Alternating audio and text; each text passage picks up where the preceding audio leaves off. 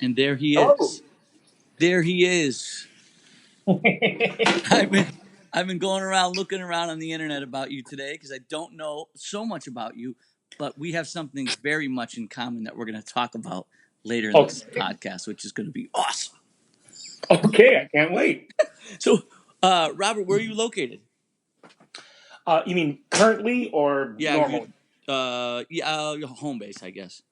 Seattle. Seattle. Oh, nice. But right now I'm in New York. You are. Are you Yeah. Are you doing an opera right now or something there? Yes, I just a second, let me get myself set up here. No problem. I am I've been here since November. I am working at the Met. I just got done before that doing Les Notes di Figaro. And then I was doing Merry Widow, covering in that. And now I'm on Semiramide. Nice. I just watched this morning. I went to, they have the Live at the Met that plays across the country. So I took my wife this morning at 9 a.m. We went to, it happens to be a little theater here in town, my little town here, which is so weird that has it. But yeah, we went and saw, which I can't even pronounce it. What's it called? Elixir of Love? Oh, yeah. L'Elisir d'Amore. Right, yeah, can't pronounce. I've just recently started getting into opera the last few years, so I don't know how to pronounce it. No, I understand. No sweat. But I love it. And so, how do you pronounce your last name? McPherson? Is that correct? I usually say McPherson. McPherson. And yeah. I mean, if you're going to be Scottish, it'd be McPherson. McPherson. But you know, 1 second. Let me just grab my water and my stuff here. Okay. There you go. So, tell me about how you got involved. Like, what when you got involved in singing, you didn't obviously just come out, I'm going to be an opera singer. Oh no, not at all. What was your whole road to that? Well, I was a Pentecostal preacher's kid, so I grew up singing gospel. Nice. So my very first experiences were singing in church. I mean, I did my very first solo, I think, at 4. Wow. Little Robbie Mack coming up to the pulpit to sing. Wow. So I went through, many years as a kid singing in church. Johnny Cook? You know of Johnny Cook? You ever listen to him? Johnny Cook? I don't know that one. I'm going to say stuff on. He's one of the most famous, to me, one of the most famous white, gospel singers. Dude, range, one of the most insane. One of the craziest ranges you've ever heard. Like, yeah, it's nuts. I'm gonna send you some stuff. You're gonna You'll think it's a woman. You'll think it's a woman out of the gate. You're just gonna be like, well, because it's interesting because I grew up with the Gaithers. Yeah, and a lot of that kind of kind of that Southern gospel. Yep. But I remember the first time I heard David Meese, and he had this amazing head voice. And he could just sky. and it was, but it was really sweet. It wasn't like, the really big screamer. It was like, I remember, and we are the reason that he gave his life. And it was just this really kind of almost falsetto, head voicey type thing. And it just spoke to me in a way, because, which probably helped save my voice. How old were you then? How old were you then? That had to be junior high. Okay. Yeah, so probably around 6th grade, 7th grade. It was like before, yeah. And I kind of fell in love with some of those, kind of that, the 70s thing with some of the falsetto stuff that they would do.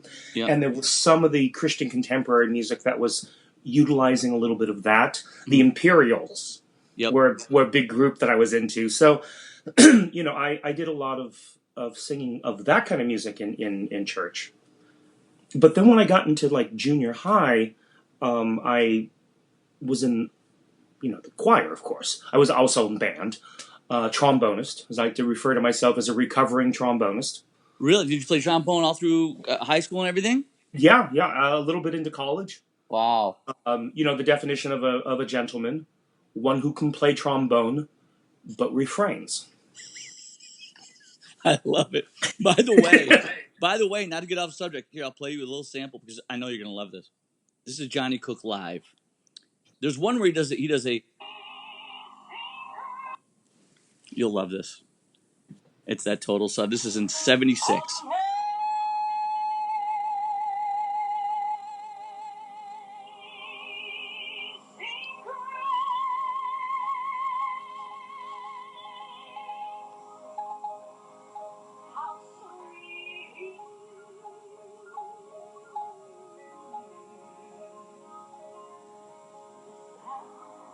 This gets nuts right here. You're gonna love this. This is so...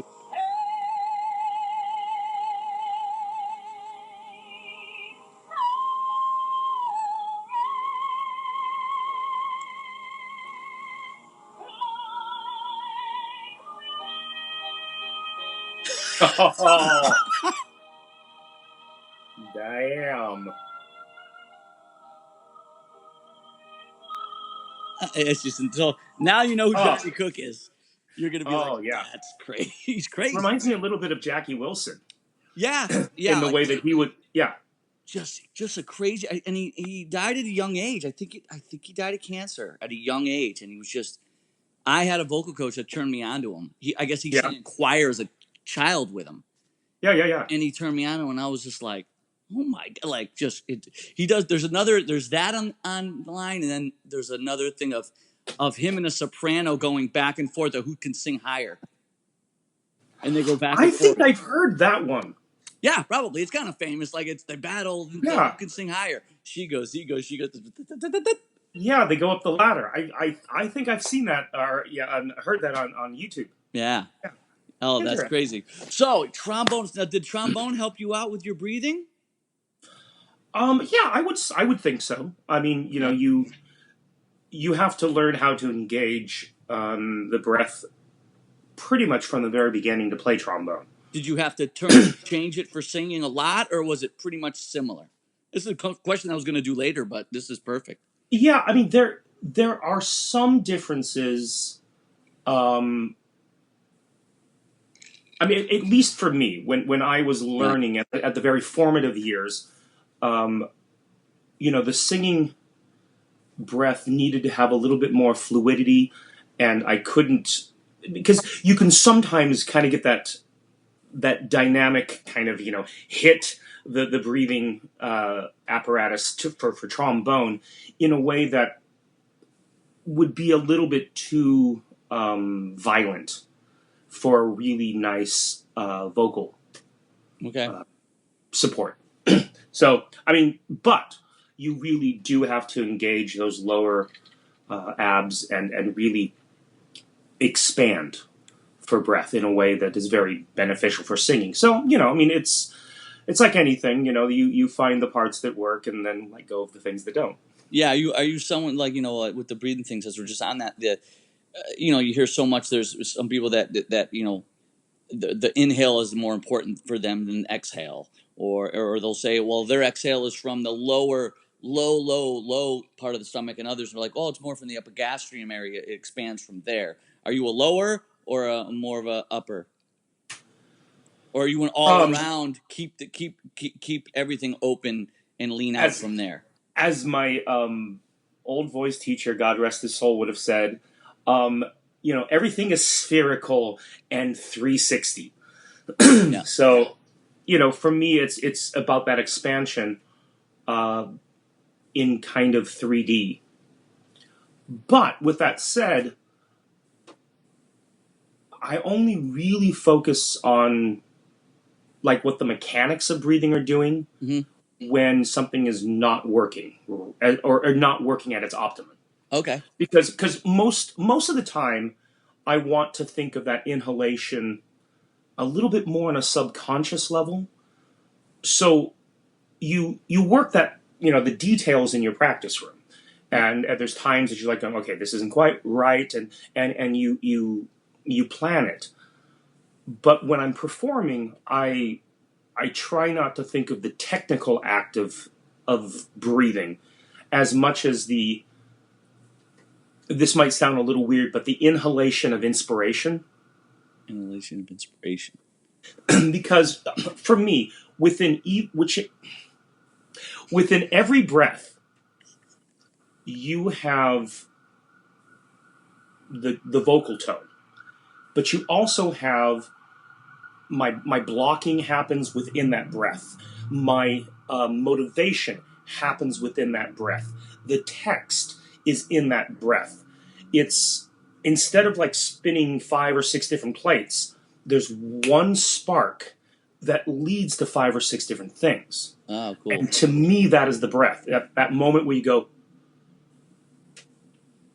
and all of a sudden I know, I need to go over there because I'm reacting to what she just said, but at the same time, I want to say, Susanna, and all of those things happen in that instant, and it's ignited from that breath, that inspiration of inhalation. Okay, yeah, that's cool. That's cool. I like that. That's nice. Yeah. That's nice. Cool. Oh God, by the way, what are you drinking? Oh, this is scotch, of course. I'm a good Scots-Irish boy. Okay. But this is Lefroy Select. Ah, okay. It's one of their upper shelf Lefroy's. This is the thing we have in common, which we're going to get to in a few minutes, because I love it. I just started watching some of your Drunken Tenor things. I was like, yes. He's on the same page with the Mezcal. He's like, you're right there. We're going down the same pipe. It's awesome, which is rare. I don't find that in a lot of singers, man. A lot of singers refrain totally, and I don't know. I like life, and I want to enjoy it. Well, without getting too far off track, right. I'll circle back to your original question. Yeah. But one of the things is we are called upon to create and to represent life on stage. These characters that we want to bring alive. And I feel that if you haven't lived life, you have nothing to say as an artist. Now, that doesn't mean that, because I've seen enough artists that have a self-destructive streak. Yeah. Which I think a lot of artists have. If you scratch under the surface a little bit, there's a little bit of self-destructive that we're always battling a little bit. It's that doing things that we shouldn't be doing, and yet also being more disciplined to do what we have to do. So, I think that's where sometimes the creativity, where those two meet, and where they kind of struggle and flex with each other. Yep. I think that's where a lot of creativity happens. Yeah. So back to it. So getting back junior high. Junior high. So then you're doing that. You're junior high trombone. I'm in choir. And that was the first time that I was really exposed to music that was a little bit more classical. Right. In its, in choral works. And when I got to high school, my high school choral director we started working a little bit, because at that point I was starting to sing a little bit of baritone because I couldn't really negotiate my upper range because the voice changed a little bit. And within one afternoon of just working with him, all of a sudden I was a tenor again because I could figure out how to get there. Wow. Lucky And, you. well, yes. But he also looked at me and goes, you're going to study voice. And I said, oh, okay. I mean, that was how much I had any control over what was going on in my life at that time. But because I was also studying trombone. Right. And to me, and I had taken piano lessons. So it's like, okay, if you want to become better at something, you study. Right. Okay, that makes sense. If I want to be better as a singer, you take voice. So that's what I did. He told me after I graduated, when he heard my voice and we were working, he said, I scared the hell out of him because he knew he had a real tenor. Oh, wow. And he, because he was old school, and he felt a responsibility to guide me through that period so that I wouldn't ruin my voice. Was he like probably your most biggest inspiration or mentor as far as your technique goes? I wouldn't say technique. Okay. Because he made sure that I was working with somebody that would teach me a technique. But he was a mentor. Okay. He was the person that taught me the artistic side of singing. My senior year, we started between the summer of my junior and my senior year, I did a recital. And it was 17 songs. And at that time of my life, I mean, that was a huge amount of music. Yeah. But I remember we would be working during the summer, and we could spend a half hour on a page of music. And that attention to detail, that specificity, I knew nothing about. I mean, that just wasn't in my lexicon. It wasn't in my world. You know, it's like you learn it enough and then you sing it. That was gospel. You know the words, and then you kind of are in the moment and let it happen. Right. And this was like night and day from that because it was planned.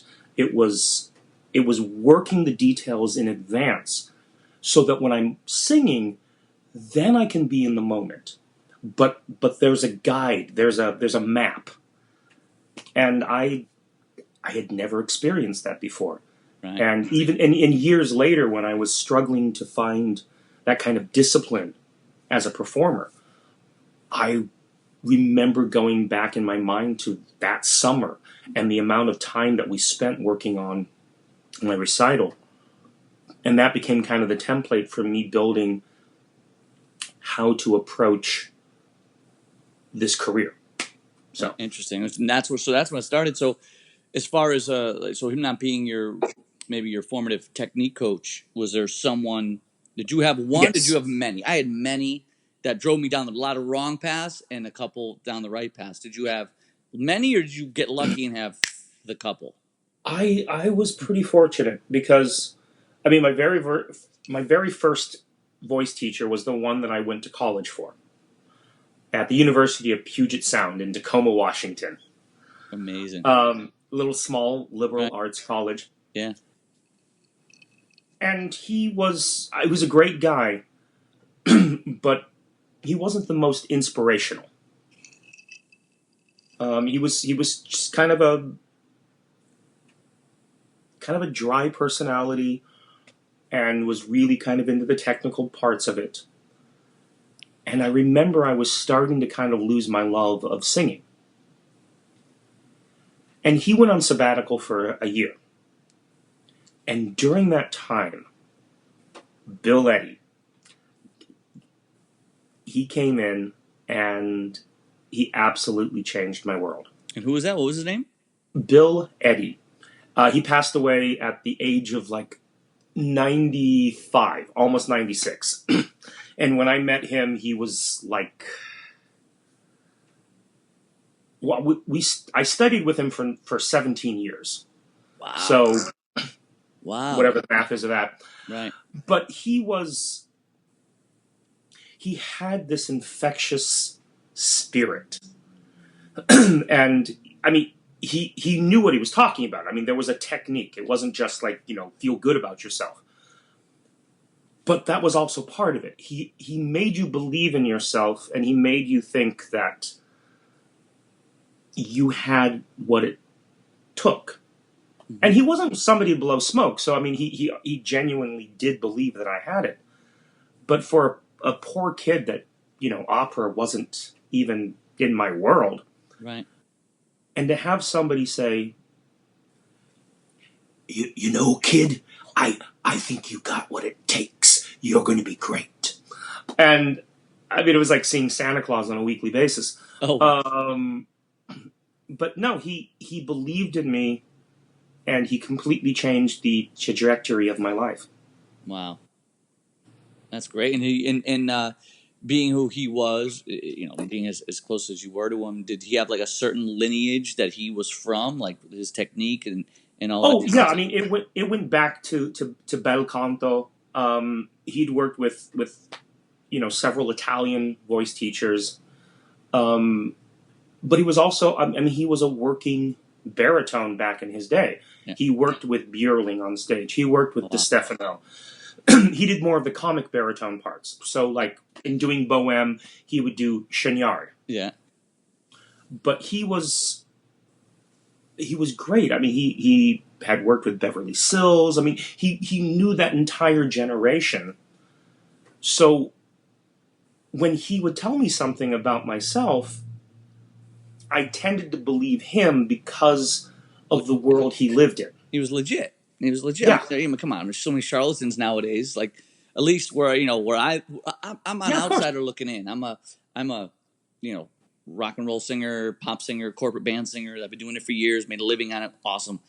But in the world of vocal technique and all that, I'm always looking in, going, what's going on over there? Because I feel I was strayed in different ways because I believed in people where I shouldn't have.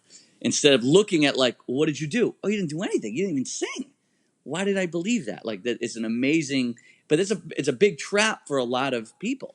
It's a huge trap, and it's getting bigger and bigger as time goes on. As I see the world getting more and more like that. So to find real legit people, like where you come from and where the guy that I studied with, still study with, has come from, and some other people, it's like hard to find that. It's getting further and further away from reality. Well, a lot of times there are people who market and sell hope. And some of them prey on that. They prey on the fact that, you want something, you have desire, you have this need to perform. Right. And yet at the same time is like, nobody shows up on the stage alone. Nobody is completely self-taught. And, one of the things I hear a lot when people say is like, you're just so naturally talented. And I'm like, yeah, I worked many, many years to become that naturally talented. Right, exactly. You sat in the practice room. I mean, yeah. I say that a lot out of respect for people that I know that are very, very good.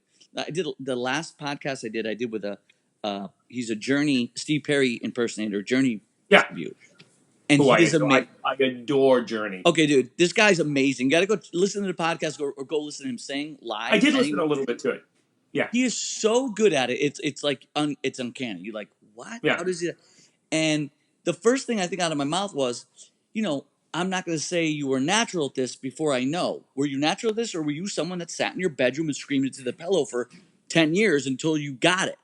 You know what I mean? To me, I don't like hearing, like, because I know even the guys in the rock world or pop world, maybe they didn't have major teachers, but they sat in their rooms trying to mimic, doing everything, blowing their voices out, doing everything they can to find what that little piece was that they're missing. Maybe they didn't have the money or the opportunity to get the greatest teachers, but they still were in that practice room. And then, you know what I mean? And that's, to me, what's more important than anything. Well, I mean, it's the same type of thing with the world that I grew up with in gospel. A lot of people weren't trained, but they trained. Yeah. You know, I mean, Yeah. it's not that they had like a teacher telling them all this stuff, but they were working with other people who had been steeped in this tradition, Yep. and they learned it through, word of mouth and kind of that mentoring approach. Yep. And that's its own thing. I mean, it's just as legit as walking into a vocal studio and studying with a voice teacher. Right. Because I mean, I've heard some things, gospel singers can do where you're just, I have to drop, pull my jaw off the ground because it's just so phenomenal. Daryl Coley, like he's one of my favorites. You go listen to Daryl Coley, you're like, what? Phenomenal. But if it's just about natural talent, there are a lot of naturally talented people who never have a career. Right. It's about what you do with it. And just to go a little bit down that gospel route, because even in the Bible it talks about the talents and the people. When I was young, I actually thought, because the talents it's money, but I actually thought it was talents. Like, you're given a talent and then you're supposed to do something with it. Right. And you're supposed to make it more. You're supposed to expand it. And that's how my brain, processed it at the age. It was like, oh, okay, well, I sing well. I have a natural voice that's kind of pretty. So I need to do more with that and to augment that and to grow it. Right. So, yeah. Wow.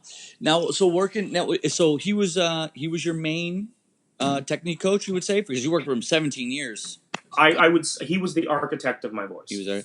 And did you work, so now let's talk just a little bit about the technique. That's what, more or less, that's what I try to make these a little bit about. Even with the guys that never studied, they just go, I do a little scale every day, I do this thing, and then I'm ready to sing, But, so we talked a little bit about the support, and you said, 360 makes, makes total sense. What about getting to, did he talk about, some schools call it covering the voice? When you for the Passaggio, did you say it in those words, or was it other words? No, you didn't. No, we never actually talked about the Passaggio. What his whole thing was, because basically the Passaggio is a path. Right. It's that narrowing that needs to happen. His idea was that if you make the adjustments before you get to that eye of the needle, as it were, then you don't actually have to do a dynamic shift, because you're making the switch well before you have to make the switch, so that the switch becomes very seamless and almost invisible. So that was always our approach. It's like, you start making choices.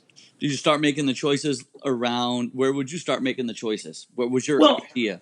So for me, like a lot of tenors, I mean, you have to make a choice around the F sharp, G. Right. That's you've got to be in it by then. Like, you've already had to make. I think you already had to make the choice. Yeah, but some voices lie a little higher, so they can wait a little bit later. Mm-hmm. Some are a little bit bigger and have to make that decision earlier. Okay. I was making an adjustment around D, so that by the time I got to F, I was fully already in a different place. Yep. So around that F sharp, G, you didn't hear anything. You didn't hear a real dynamic shift. Right. It was very smooth. It's like a German engineered car as opposed to a car that's got 3 gears. Yeah. Because and for me it's like, and the car is making all these little adjustments throughout the whole range. Right. And that's kind of how I envisioned my vocal technique. Okay. Oh, that's cool. Yeah, I like that. So, did you work with some people work with a lot with where am I heading? Taking with falsetto, working a lot of falsetto in the voice. Was that something that you worked with, or you just avoided? No, well, the thing is, my falsetto is not absolutely brilliant. My falsetto and my head voice are very close to each other. So I would do a lot of head voice exercises. Okay. Which were not really full falsetto. I mean, I do, especially if I'm not healthy, or I'm tired, or I've had a particular big sing the night before. I will do some falsetto exercises just to kind of get the chords to come together. Okay. But I can usually tell if I'm not in good shape when the falsetto is just for crap. Right. Do you find that with like ooh and e, like those more or less those vowels? You work with that? Yeah, I like the E. I'm a big fan of the E. I'm pro E. But no, it's interesting because on a very basic level, there are two different ways to build a vocal approach. You either build it from the bottom up, or you build it from the top down. Right. That's way oversimplification. There's a world of difference in all of that. But at some level, you're either building the voice on your way up and, just getting that core of sound to go up as far as you can. And a lot of baritones do that because they want that, that sound, and they kind of work their way up. And for me, a lot of it was from up down. So we would start from a higher place and always trying to find that height in the voice. Even though I did build the voice one half step at a time. So, I had like an okay A flat. So we would learn that where that A natural needed to live. But again, we would do it from above. And then I'd learn where that B natural, or the B flat would live. And then the B natural, and then the C. And then all of a sudden one day I wake up and I realize I have a C sharp, and then I have a D, and then I have an E flat. And I learned all these high notes, because a lot of people think, oh, well, you have such a naturally high voice. You've always had these high notes. And I'm like, no, my voice hung high with no high notes. Yeah. So I had to learn every half step above A. Did you sing, like, would you say your singing in gospel or in your choir was much different than learning? Are you able to go back and forth? Is there any rock singers or any pop singers that you enjoy and go, I can do that, but I don't do that because you're doing what you do? Or you go, well, I can't do that because it's a totally different setup. It's a totally different feel. I'm a bit of a karaoke whore. Awesome. I still will occasionally throw down, because I think you have to know where you come from. And that's part of my lineage. That's part of my heritage is kind of that gospel. And yeah, I mean, I adapted a little bit more now to the technique I have, and also with age and whatnot. Mm-hmm. But I love being able to occasionally still pull out some gospel, because that's where I came from. Yeah. That's where I found the love of singing. And it's easy to get caught up into the commerce of singing, into the preparing for the things you're paid for, right, which is important, because of course, yeah, they're paying for you. Yeah, it's a livelihood. Yeah, and you want to show up and you want to do your job and be prepared. But you also occasionally have to do things that feed your soul, that remind you why you sing. When you do those things, what is in your mind, without a huge, because it could be a huge conversation, in your mind, what is the difference between the two? Is it where you switch that gear slowly to go into the top, or is it that? Are you keeping one longer than the other? Are you staying in your upper chest, or whatever you want to call it, middle voice before you go to do you call it mixed voice? Do you call it head voice, adducted? What everyone calls it something different. Here's what I would say is the difference between, the rep I'm paid for, mm-hmm, and me Having going fun, out and enjoying having yourself. going out and having a good time. Right. Within opera, there is a focus on tone and color of tone, and this is the simplest way that I can describe it. In opera, my tone propels text. Tone propels text. Okay. Because it's like a cannon, throwing out a cannonball. And there's this sound, this column of sound where the text is in front of that, which is different than like when I was doing musical theater. The text leads the tone. The text is on the front, and the tone follows the text. I could totally understand what you're saying, which I love that. I know exactly what you're saying. Yeah. That's a really cool way to explain it. And for others that I think it might listen to this, they're, I have some friends of mine that are some, voice geek nerds, they're going to go, Yeah. I totally understand where he's coming from on that. Yeah. So when I'm doing karaoke, or doing pop stuff, I'm thinking more about the text leading the voice, because it's not that text is unimportant in opera, because when I sing opera, people should be able to understand me. But it's the way I get the text out there. Because in opera, I'm trying to sing to a hall that can be 1,000, 2,000, 3,000 seats. And in karaoke or in musical theater, there's an intimacy, especially when you're doing a microphone. Yeah. So I'm speaking to the mic and letting it do some of the work for me. So I don't have to do that blast of sound, that column to propel it forward, as much as just let the voice be led by the text. Yeah. No, that makes total sense. That is a really cool way to explain it. Anything? I'm sure there's a lot of pedagogical people who will look at you, will listen and go like, what is he talking about? Screw them, dude. I'm so sick of their asses anyway. I have a very unique perspective, so I know some people I fully, what is that? I respect that so much. What else was I going to put in here? Is there anything that you remember or that you still do to this day? So everyone's got their certain little warm-ups, right? Yeah. Some people start with a lip bubble. Maybe they don't. Maybe they start with an E vowel. Maybe they start with an U vowel. Maybe they start from the top. They work their way down. Maybe they start from the bottom. Like, is there anything that you go, I do this every day.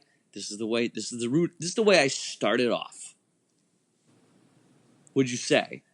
It's funny because I have gone through so many different, warm-ups and exercises throughout my entire career. Mm-hmm. And they have changed multiple times.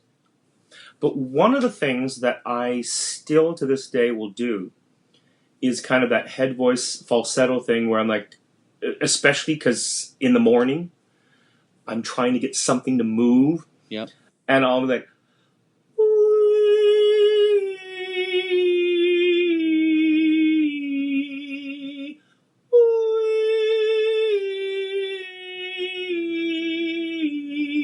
and I'm just trying to get those chords to come together and have tone happen.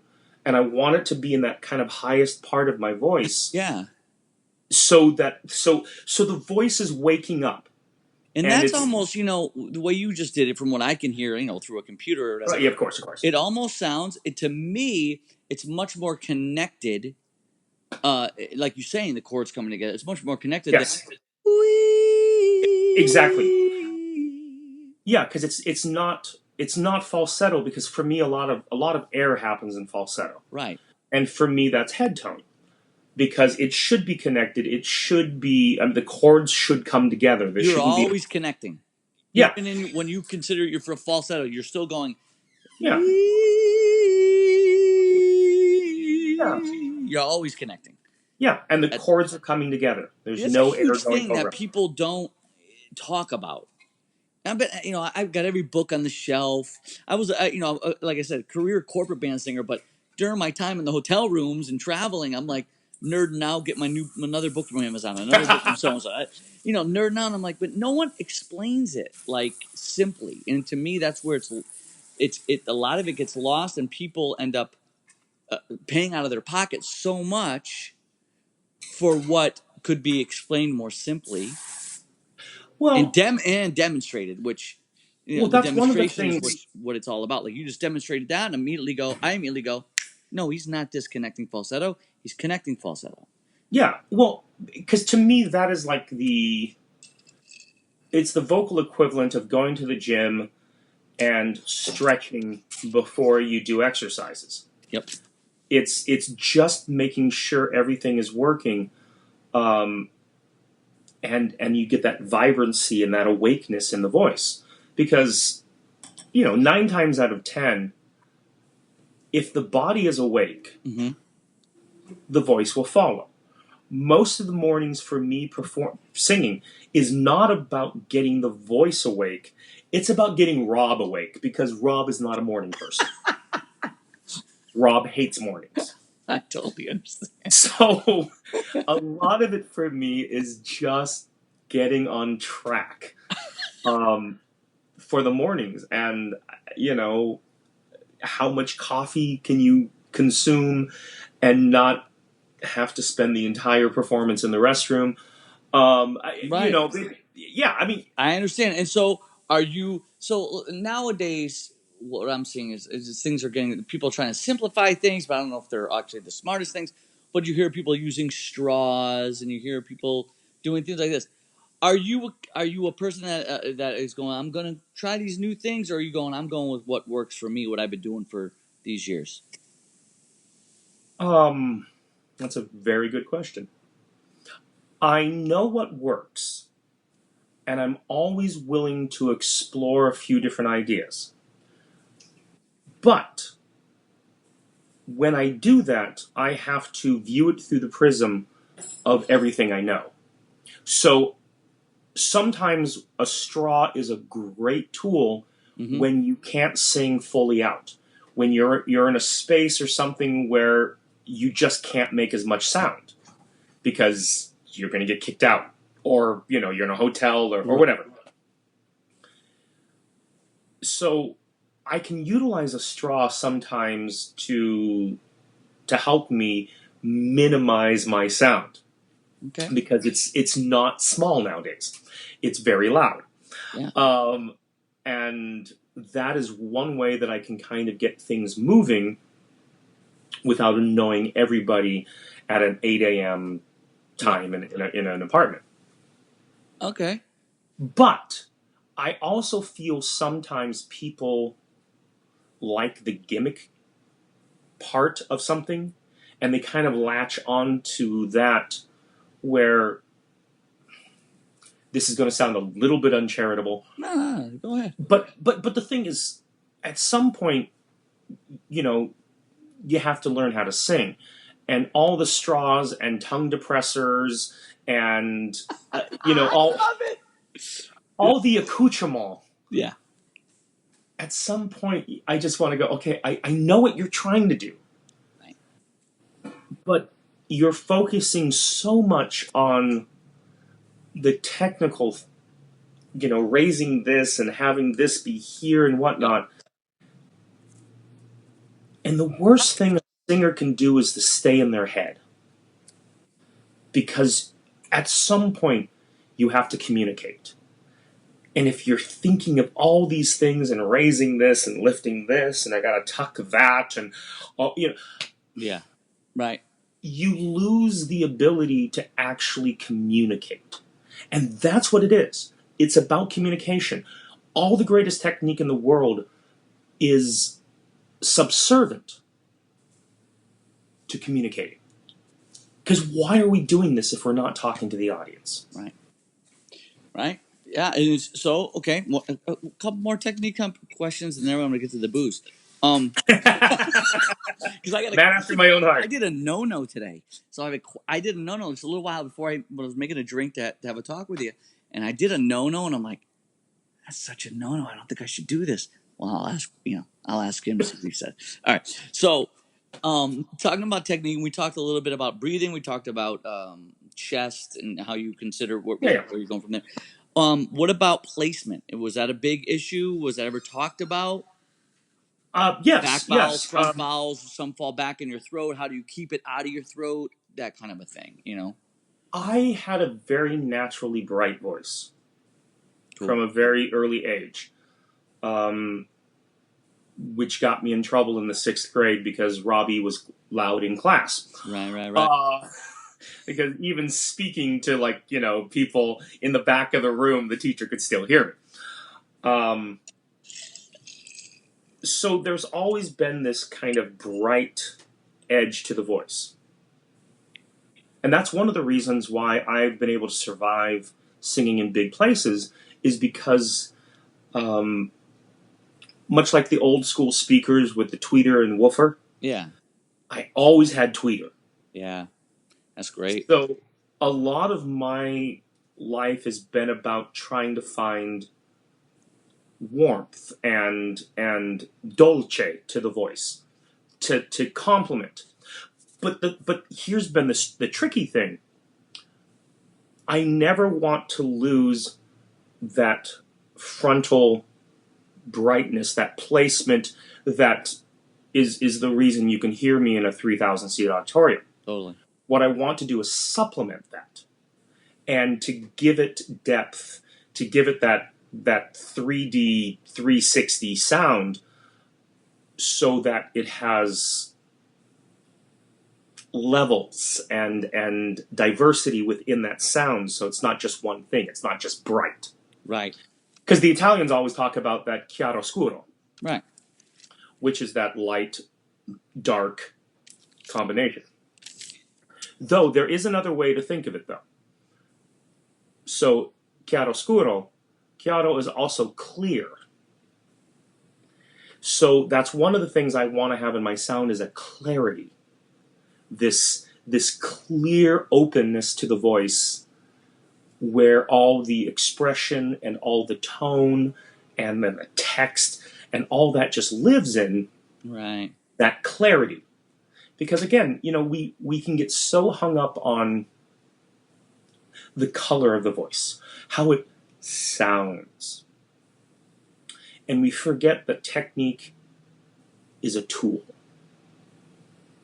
Right. Everything is about communication. Yeah, I agree. That's not that I have an opinion about that. No. I've only said it how many times. I love that because I'm someone, I think I've always struggled. Like if you talk to my father, even my mother, they are someone that's always lost their voice. Just no one's a musician in my family. I was the only one that ever. I was a guitar player and then became a singer. But everyone in my family loses their voice when they talk. Everyone. People like that. Yeah. My 2 sisters and my mother and father, they all will be like hoarse after a night around the table talking. Mm-hmm. So I've always struggled with, God, how do I keep this out of my throat? And then when I learned to kind of turn the voice, it even fell back a little bit more, and I was like, oh, cripe. That's been the biggest battle for me. Yeah. Well, and that's one of the things. I think some people have it natural, like you said, like 6th grade, you knew, little Robbie, you had it going. You had it going the right direction. Yeah. No, it's interesting because when I'm in a bar, because my natural voice, I mean, I can use a lot of head tones and kind of keep it that placement there. But when I'm in a bar and it gets louder and I have to project and I want to make sure that by the end of the night that I'm not completely hoarse, that's when all of a sudden I start talking in this very full, connected voice, because that's the only way I can survive, so that like the next morning I'm not like, blown out. Yeah, and I go the absolutely the other direction. Just from here, it's been horrible. That's always been a big issue, and I know it, and I just fight it. I just go, okay, well, you can't fight you fight what's natural. I don't think it's ever going to erase, but you just can fight it. Yes, it's natural, Do you teach at all? Do you take students when you're off season? Here's the thing. I believe that a student, if you're really going to take on a vocal student, Mm-hmm. you need to be there for a good chunk of the journey. And you're traveling a lot, so. Now, I have worked with individuals when they have a specific goal, where they're trying to get ready for something so that, they need expertise to do a competition or to get ready for a role or something like that. That I'm totally fine for. I just feel that I would do a disservice to a singer to be a part-time in and out if they're actually trying to build something where they don't have their own technique that's really working. They need somebody that they can see on a regular basis that's not going to be out of town all the time. So that's my thoughts on that. Okay.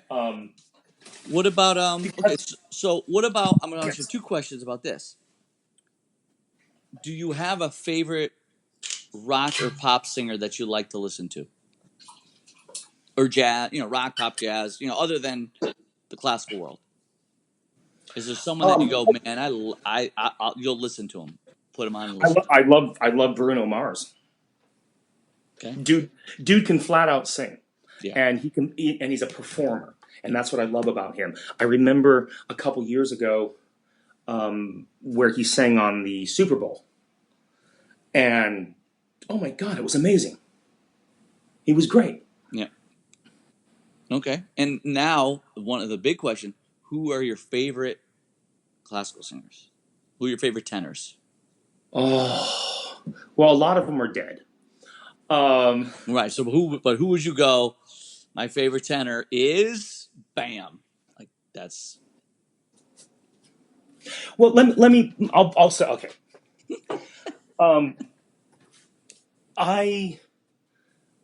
Fritz Wunderlich is one of my absolute favorite tenors. He died many years ago. I think it was in '66. But it was one of the most beautiful tenor voices I'd ever heard. Right now, if I have to talk about a working, living tenor, Okay, well, I could, yeah. I have, because he's also a friend, but Gregory Kunda is amazing. And here's the reason why. Gregory started in very light rep. A lot of the stuff I did early on in my career, he did also early on in his career. And now, in his 60s, he's singing Calaf in Turandot. He's singing Manrico in Trovatore. He has completely ran the gamut in his career. Wow. And I remember telling him, when I worked with him several years ago, where I said, "You're doing something that nobody does. You are rewriting your epitaph in your third act." Because most people are known for either the first act of their life or the second act of their life. If you think of it, Leonard Bernstein, what is he known for? West Side Story. Right. No matter what he did, his epitaph was always going to mention West Side Story. Pavarotti, what he's really known for is that second act of his life, when he was doing the big stadiums and he was on TV and all this type of stuff, because the Central Park concerts he was doing in the 80s, where he was becoming this superstar. That was huge. Yeah, I don't think anyone ever reached that pinnacle like he did. I mean, no, not at all. Huge. But that was like his second act. Yeah, he'd been around for several years. Yep. But his third act is when we get into the three tenors things, which were great. But vocally, he's starting to deteriorate, and his health started to become bad, and he was defined by that second act, and he used that second act to make a lot of money in the third act. Right. Yeah.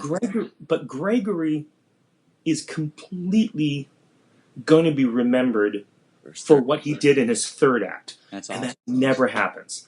And that's why and number one, he's also just an amazing guy. He's just a great performer, great singer, very musical, and a great colleague. So he's like, it's all the things that you could ask for somebody to be. What was his last name again? Gregory Kunda. I'm gonna look him up. I don't know. So I'm gonna go look him up. Aunde. Kunda. Okay. Yeah. No, he's great. Nice. So there's my. That's okay. So that's there's a two. I mean, there's a whole series of other singers. I'm sure. Yeah. Alfredo Kraus. I mean, I could go down the list of Benjamin Gili. I mean, there's a whole. Yeah, you probably went through like, I love this guy right now. I love this guy right now. I love this guy right now. Right? You go through your little. Heart. Well, I mean, but I will say there was a whole generation, or several generations of singers that influenced me. That's one of the things that's really cool about opera. We're part of a heritage. Right. I always like to describe it as every time I take on a new role, I put this link into a chain. And it's my interpretation, it's my performance, and there's this whole history of links that go before me. And there's this whole future of other tenors that will put their link into that chain. And I'm a part of a lineage and a part of a heritage, so that when somebody says, currently I'm working on I Dureno in Semiramide, and I'm part of a heritage of people who have sung I Dureno. And there's going to be tenors years from now doing the same thing. And some of them will go to my recordings and go, exactly. Yeah, that's cool. Or they'll say, yeah, that's a cool way to look at it. I want to do better than him, which they should. They should. Of course. Yeah. Because, I mean, nobody wants to listen to something going, I'm going to do worse. No. I mean, it sometimes happens, but not by choice. No, that's great. I love that. I like the link of the chain. That's great. Now, this is what I did today. Before we started, I said, I'm going to make a drink because, okay, so you have a YouTube page called The Drunken Tenor. Yep. And sometimes you sing, sometimes you do political things on there, right? Sometimes you sing, sometimes you make drinks. Yep. And you tell people like, hey, you like mimosas? Check out the Micmosa. Yep. So in the Micmosa, you had champagne, but you added Cointreau, a berry thing, and you added vodka. Mm-hmm. Right. So today when I was making my drink... When you think, mimosas don't have enough alcohol, and you can't leave well enough alone, because I'm like, well, champagne, I mean, come on, we can do more than that. I'm so with you on that. I agree. 100%. So today I'm making a drink. I was like, I'm going to have a drink with him, because I know he's going to have a drink with me when we're doing it. But as you are, you're having your scotch. Yep. So I'm actually out. I'm usually tequila, lately mezcal, which I love because of the smokiness. I read your thing, and I'm like, yeah, that's exactly how I describe it. Hey, my friends go, why are you drinking mezcal margarita? I go, it's got a smoky thing going on. Just try it. And they all go, either they go, I love it, or they go, ooh, it's too smoky. I don't like it. But that kind of that citrus and smoky combination, man, I love it. I find amazing. Yes, no, I'm right there with you. I absolutely love it. But today, all I really have, I have some rye, some bullet rye, which I always have around the house. It's like my little staple. Because I usually tequilas, or I'm going rye or bourbon. That's usually my two drinks. I don't usually drink vodka. However, it's all I got in the house. So I only had a little bit of Grey Goose. It was like a half a shot. And I was like, oh, well, this is going to do it. So I had a bottle of Belvedere unopened. So I mixed them. Is that bad? Sometimes you got to do what you got to do. Thanks. So it's okay. I mean, Belvedere's pretty legit.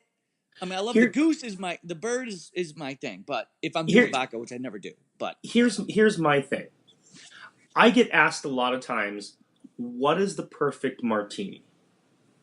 Because I'm an amateur bartender, amateur mixologist. Okay. And my answer is always this: the one you want to drink. There are no rules when it comes. I mean, and anybody who tells you, "Oh, it's got to be," as soon as they say "got to," I start to check out, because to me, it's very much like performing. I was going to say it's kind of like technique almost. Like, well, you have to start with a yawn. You have to start with your belly up.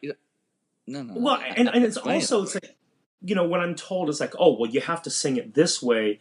This is the interpretation. Right. And when I do a role, I have notes on a page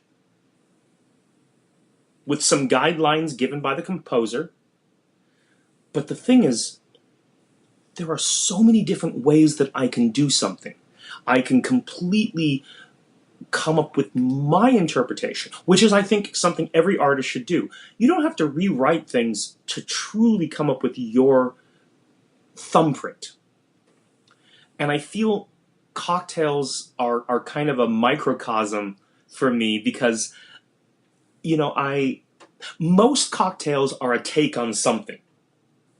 There's only so many basic cocktail recipes that have been created from whole cloth. So most of the cocktails that you get are some sort of take on something that exists, but you do something unique to it, and you make it your own, and you make it become something different. Yeah. And to me, that's why I think I'm attracted to the mixology, is because I get to taste something going, you know what this really needs? That's awesome, yeah. And so many cocktails for me start that way. And you try it, and you might go, oh, it didn't need that. Oh, I didn't need that in it. I need this. Oh, I've had to throw some cocktails down the drain. Oh, yeah. Sad. I haven't watched the video yet, but I saw it. Like, yes. The wasted. What did you call it on the drunk? I can't remember, but it's like the spoiled cocktail or something. No, it had, when good cocktails go bad. Yeah, something like that. It was. I mean, we tried that. It was like going, oh my god, there's no way to save this. So my fiance goes, I'm going to tape this. We're gonna record this. I'm going, all right. Okay, so I'm interested. This is going off the rails, but I don't care. Now we're still just talking. I'm interested in your vodka martini because I have a specific way I make mine. Mm-hmm. And it's usually, I usually use the bird. I have Belvedere in the house, but I usually use the bird. Mm-hmm. And it's an olive juice. Mm-hmm. Get it out. It's an olive juice. I don't know if you've heard of it, but I like it better than regular olive juice. La Bella Olives. It's like a martini mix. Have you seen this? Okay, I've not seen that one, but I've seen other versions of that. Okay, so I love this. So, and then what I usually do, I buy good olives, and I don't care if they got the pimento in them or not, but I stuff them with fresh blue cheese.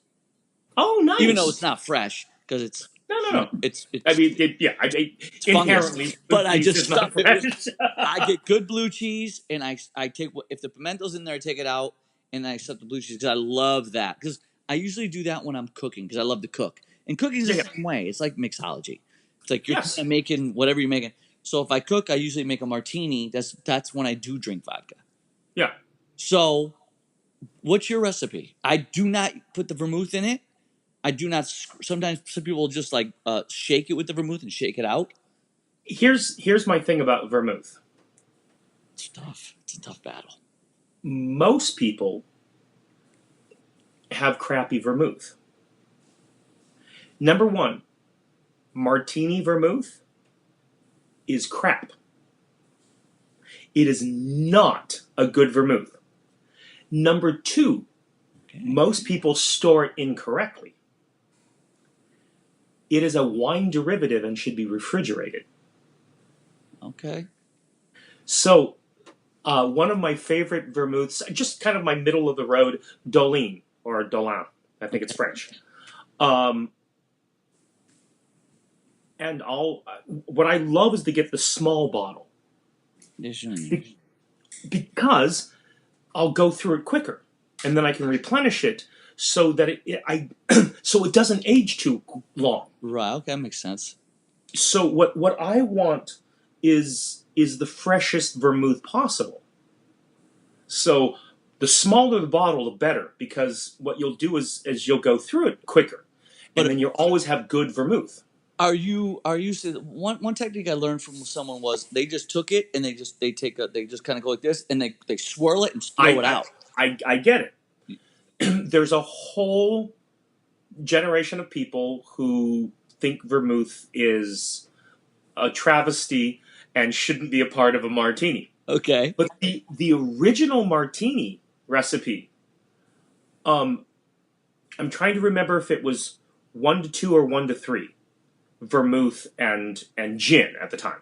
Okay. So the original martini recipe had a buttload of vermouth in it. Okay. Far more than even I would do nowadays. Yeah, exactly. Because what I do is, I like to have a splash. But so I always feel like the cap that comes with it is a measuring device. Okay.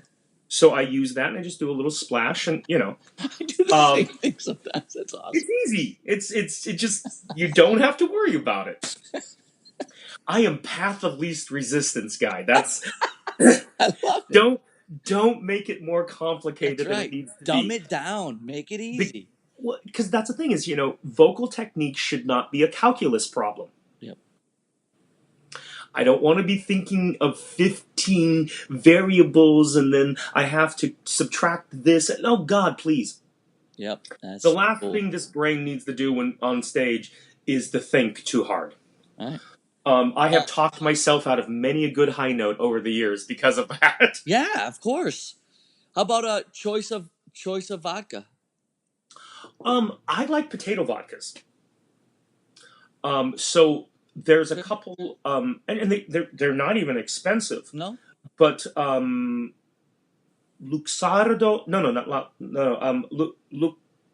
what is it called? There's a couple Polish and Russian vodkas that are really not that expensive, but they're potato vodkas. Yeah. And I find potato vodkas have a little bit more personality. Okay. But that's my personal taste. Okay. When I was in Poland, I got a taste for the potato vodka. Well, it's probably like going to Ireland or England and getting a Guinness and just going, this is a real Guinness. Yeah, and then you come back home and you're like going, oh. It's awful. And so what was I going to say? Oh, preference of olives? I'm not a big olive guy. Okay, see, I like the olive just because it makes me hungry as I'm cooking. I eat the olive and I'm drinking. I'm like, oh, now I'm hungry. Now I can't wait to get this done. Yeah. I like the flavoring of an olive. Okay. But I'm not big on olives in general. Gotcha. But I like a dirty martini. So I say that. Ooh, how dirty? How much olive juice you putting in there then? Well, here's the conversation I get into with many a bartender. This is tough because I can't. When I overdo it, I throw it out. If I underdo it, I'm better if I underdo it than I just add a little. As always, when I tell every bartender, I go, I like a dirty martini with such and such a vodka, yada yada yada, and I go, I want it more naughty than dirty. What does that mean? Come on, man. Okay, if do you know a girl that's really dirty? And do you know a girl that's kind of naughty? No girl that's really dirty. Yeah, okay, all right, I see what you're saying. There is the difference. And I will tell you, you tell that to any bartender, they will laugh and they'll go, yeah, I think I know what you mean. Because what they will do is they will not go all the way to a fully dirty martini where it comes back green. Right. Yeah, that ruins it. It's over. No, when you've changed the color of the martini, you have done wrong. Yep. But I have friends who love it that dirty. I can't do it. I've been so back and forth when I started making. I only got into martinis like 2 years ago. Okay. And then so it's been very recent for me. But I made too many of the yellow ones and gone. Man, it's not happening. And that's why to me I say I want it to be more naughty than dirty, and And you're right. You can always. It's better to underdo it You just and have to dab add it a up. little bit. Yeah, you just dab it up. Exactly. Dude, this Yeah. has been fun. I knew you were going to be fun. I want you to tell everybody where they can find you. So, the Drunken Tenor is a YouTube page. It's a well. It's from a live show. Okay. Because this is a show that I've created called The Drunken Tenor, and I actually won Best of Fringe at the Seattle Fringe Festival last spring. It answers the question: what would happen if a soprano and a tenor showed up to give a concert of operatic music, but the tenor was drunk? Yeah, I saw some of it goes terribly wrong. But then over the year, I've tried to create the online presence, and that's why I started the YouTube, Instagram, Twitter, all of that, and it's all under The Drunken Tenor. Okay. As I like to say, not just any drunken tenor, but the drunken tenor. The Drunken Tenor. I love it. Okay. And then, is that, do you have a website? Do you have a regular website, or is it just Robert TheDrunkenTenor.com. Beautiful. Yeah. And of course, you can also find Robert McPherson. I got a fan page with me doing my normal stuff. Yeah, no, that's what I mean too. So people that want to come see you. And right now you're performing in. Well, right now I'm covering at the Met, doing Semiramide. So what's that like to cover? Like when do you know? You don't. I mean, for the very first few days of the rehearsal, about a day and a half before, I was told, "Oh, you're doing the first few days of rehearsal," because Javier was sick. Okay. So I did, a good chunk of the rehearsals for that first week, and then Javier came back, and now he's doing the performances. Okay. And if something were to happen to him, I'm the backstop. So it's just, you might know in a day, you might not know, you might just know. I might get a call. Morning. I might get a call 10 minutes saying, you need to be on stage. Wow. Okay. Yeah. So every show I have to prepare as if I could go on that night. Okay. Because I literally could be across the street having dinner, and I'll get a text or a call saying, you need to come over right now. Okay.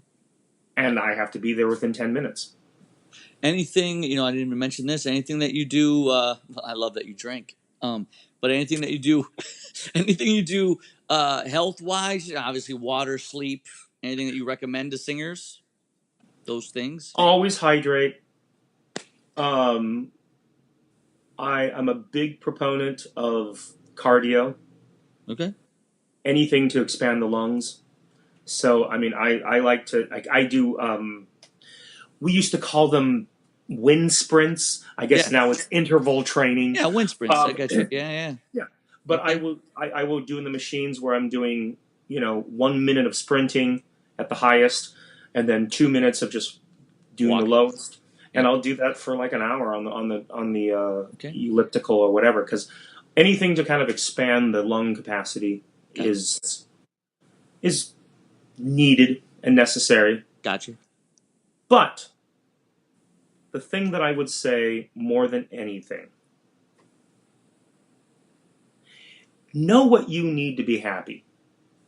Yeah. Because sometime you're going to be wherever you are in the middle of nowhere. And if you don't know what you need to make your life happy, that's a hard row to hoe. I watched your you did a little speech about it was kind of like a podcast, but no one was interviewing you for someone, and you mentioned that too. And I was like, that was right before I called you. I was watching. I was like, man, you had some really good insights on that. And who was that for? That was for Claudia. She Freelander. She was doing a thing for singers, and she asked. She sent a series of questions. Yep. So I responded to them in advance, looking at them, and then just put the camera and talked to it. No, that was great. That was really nice, and that's kind of what you just said. You said that in there as well. Yeah, it was like 4 years ago. Yeah. And it just came up on my YouTube channel the other day. I'm like, oh my god, I haven't seen this in ages. Turned it on, and it was like having a younger me talk to me now saying, hey, I know you're feeling a little bit off tonight, which I was. Yeah. So here. And it was like a little time capsule of love from Cool, a man. past me. It made a lot of sense, and like you just repeated it, and that's a great thing what you said. I totally agree. Coming from another world, but being in hotels, and traveling, and doing the whole thing, and I got married when I was 40. Yeah. You know what I mean? So I kind of got did everything I was doing, and then everything was slowing down a little bit, and I was like, okay, I'm ready now, and I can take it and leave it and do what I want to do with it. You know what I mean? So Yep. No, I get that. that's cool, man. I have so enjoyed this. I had no idea what to expect today. Awesome. I'm glad you did it. Everyone, some people are a little fake, they're a little apprehensive, but I'm like, as you could tell, like I just want, love the information. I knew that you'd be fun because, you seem like a really fun guy. All your videos, everyone should go listen to your videos. They're funny. You know what I mean? You take much. You obviously take it serious because you can't be on your level at the Met and not be serious. But then look at you. We're having fun. We're talking. We're drinking. You're living your life, and people. And if you're not having that, fun, why are you doing it? Why do it if it's not fun? That's right. That's awesome, dude. All right. My pleasure, dude. It's been great. Thank you so much, and we're going to talk soon for sure. Take care. All right. See you later, buddy. Cheers. Bye-bye.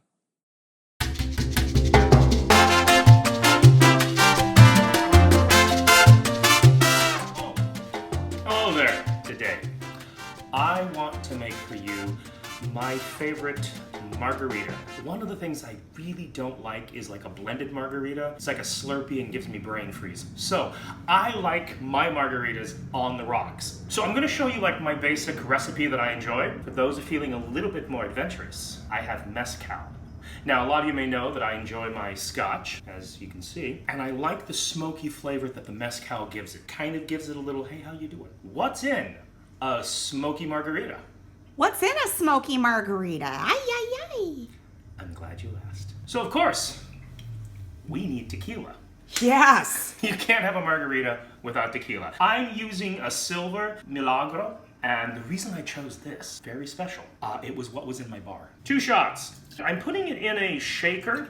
We are going to pour it into a glass, but I like to be able to shake all the ingredients vigorously. Shake it, baby. And then we have a little bit of lime juice. I've already prepped this in advance. 1 full shot of lime juice.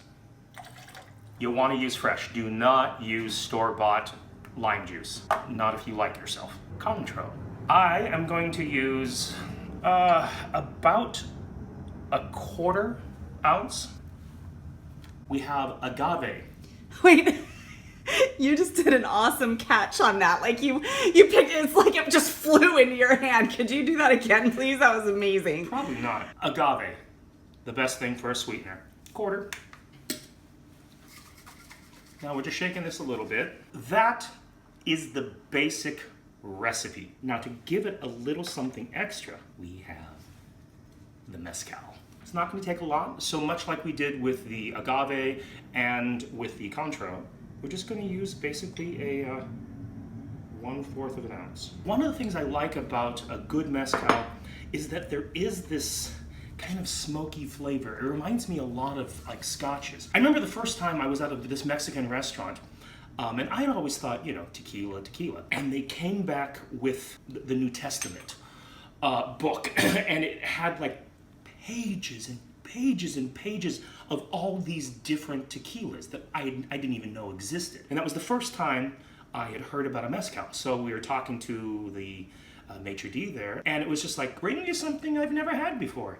And that was the first time I had Mezcal. I like it more as an accent than just by itself, but some nights it's nice just to sip it as it is. A margarita on the rocks needs rocks. So let's get some ice. We have rocks. That, my friends, is a smoky margarita. That's pretty damn good if I don't say so myself. And you just did. Until next time, faithful followers, be sure to like and share this video, so subscribe to the channel as well. You can find me on all the social medias. I'm under The Drunken Tenor. And incidentally, if you go to the website, thedrunkentenor.com. Not just any Drunken Tenor, but the Drunken Tenor. You'll be able to find a little bit more information and a little bit more details about what I'm doing. So until next time, cheers. Wait, hand that over. That's good. No, yeah. Oh, yeah, he's not kidding. No, that's delicious. Try that. No lie. Cheers. Cheers.